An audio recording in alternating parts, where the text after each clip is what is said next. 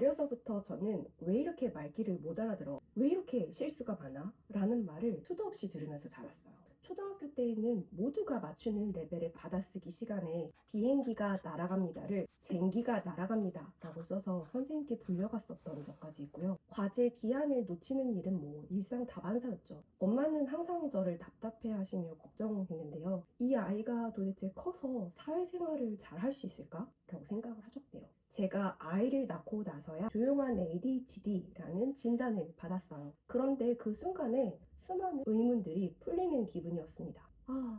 좀 안심이 되더라고요. 내가 게으른 게 아니었구나, 모자란 게 아니었구나 라고 말이죠. 병원을 방문하고 진단을 받은 것은 제 인생의 정말 큰 터닝포인트였는데요. 그렇게 진단을 받고 나니까 30년 이상 저를 괴롭혔던 수많은 왜에 대한 답을 찾을 수 있었어요. 가장 큰 변화는 저 자신을 이해하고 어떻게 해야 할지 알게 되었다는 거예요. 내가 모자란 사람이 아니라 조금 다른 방식으로 세상을 경험하는 사람이구나 라고 말이죠. 아마존과 우리나라의 베스트셀러 ADHD 2.0의 저자이자 하버드 의대 정신과 교수 에드워드 할로웰 박사님은요, 조용한 ADHD를 가진 사람들이 평생 게으르거나 의지력이 부족한 사람들이라고 오해받는 경우가 많다라고 설명을 하셨어요. 실제로는 뇌의 실행 기능의 차이로 인한 증상인데 말이죠. 지금부터 제가 경험했던 게으르고 실수가 많은 조용한 ADHD의 3가지 증상에 대해서 이야기해 보려고 합니다. 제가 경험했던 조용한 ADHD 증상을 이렇게 솔직하게 이야기하는 게 부끄럽기도 한데요. 여러분의 구독과 좋아요를 눌러주시면 제게 큰 힘이 될 것 같아요. 그럼 시작해 볼게요. 첫 번째는 생각이 산만해서 충동적으로 말하는 것. 이건 조용한 ADHD가 ADHD와 가장 큰 다른 점이고 진단이 늦어지는 가장 큰 이유이기도 한데요. 행동이 겉으로 과격하거나 충동적인 모션을 하지 않았는데 생각이 산만해요.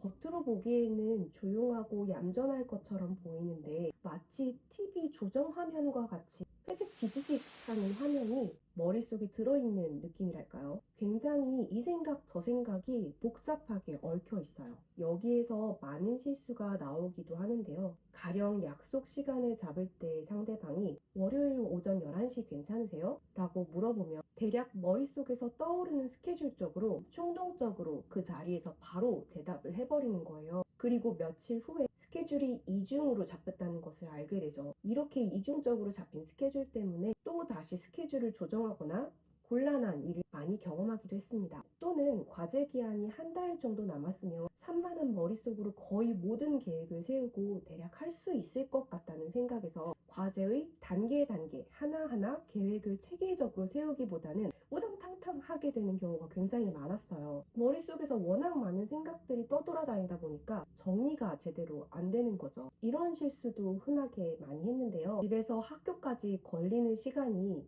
20분이라면 학교 시작 10분 전에 출발을 하면서 10분 안에 충분히 들어갈 수 있을 것 같다라는 생각이 아예 솔직히 늦었어요.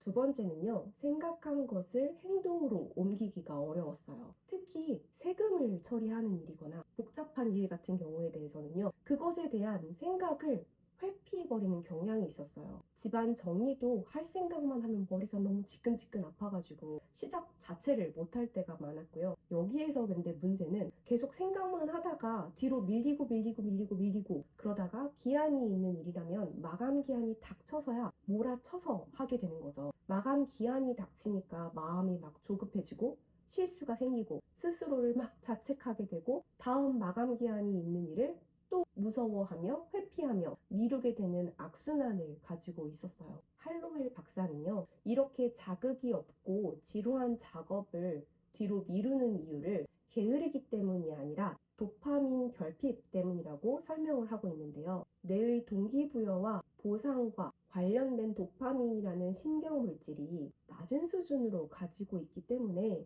자극적이지 않고 불편하고 지루한 작업을 시작하는데 어려움을 느낀다는 거죠. 또 시간에 대한 왜곡된 인식을 하고 있기 때문이기도 한데요. 시간이 얼마나 걸리는지 주관적으로 판단해버려서 닥친 일도 시간이 넉넉하게 남아있구나. 긴급하게 처리를 해야 되는 일도 긴급함을 느끼지 못하는 경향이 있어요. 세 번째로는요, 높은 인정 욕구를 가지고 있습니다. 보통 조용한 ADHD를 가진 사람들은 자기 비판에 강하고 완벽주의적 경향이 있을 수 있다고 해요. 본인이 저지른 실수를 용납하지 못하고 계속 실수하는 자신을 비판을 하게 되는 거죠. 이게 악영향이 돼서 더 회피를 하거나 자존감이 아예 낮아지기도 합니다. 제 안에서 자기 스스로 굉장히 거대한 존재로 인식하고 있어서 현실에서 이보다 못하면 실망을 하게 되는 거죠. 예를 들어서 피아노를 배우고 싶어요. 그럼 머릿속에서는 난 무대 위에서 정말 아름답게 피아노 연주를 완벽하게 하는 모습을 상상을 하는 거죠.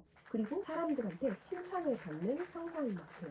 그런데 처음 피아노를 배우게 되면 소리가 그렇게 아름답지는 못하잖아요. 이 상상과 현실의 갭 차이를 받아들이지 못하는 거예요. 머릿속에서는 연주를 잘하게 될 때까지의 그 과정이 아예 날라가 있고 완성된 모습만 생각하고 있는 거죠. 어떤 목표를 잡을 때에도 나에게 주의 집중해서 잡기보다는 주변 여러 사람들의 반응, 좋아 보이는 것들에 신경을 더 많이 쓰기도 했어요. 학교나 회사에 대한 목표를 잡을 때에도 이만하면 다른 사람들이 보기에 괜찮다 수준으로 기준을 잡기도 했었어요. 과거에 실수에 대한 기억 때문에 스스로 난 어차피 실수할 사람이야. 한편으로는 아이러니하게도 스스로 완벽하게 해내서 다른 사람들이 깜짝 놀라서 인정을 해주는 그런 상상을 머릿속에 동시에 하기도 합니다. 저처럼 위와 같은 경험으로 힘들어하고 있는 분들 혹시 계신가요? 사실 제 솔직한 경험을 이렇게 꺼내는 게 걱정이 되기도 했어요.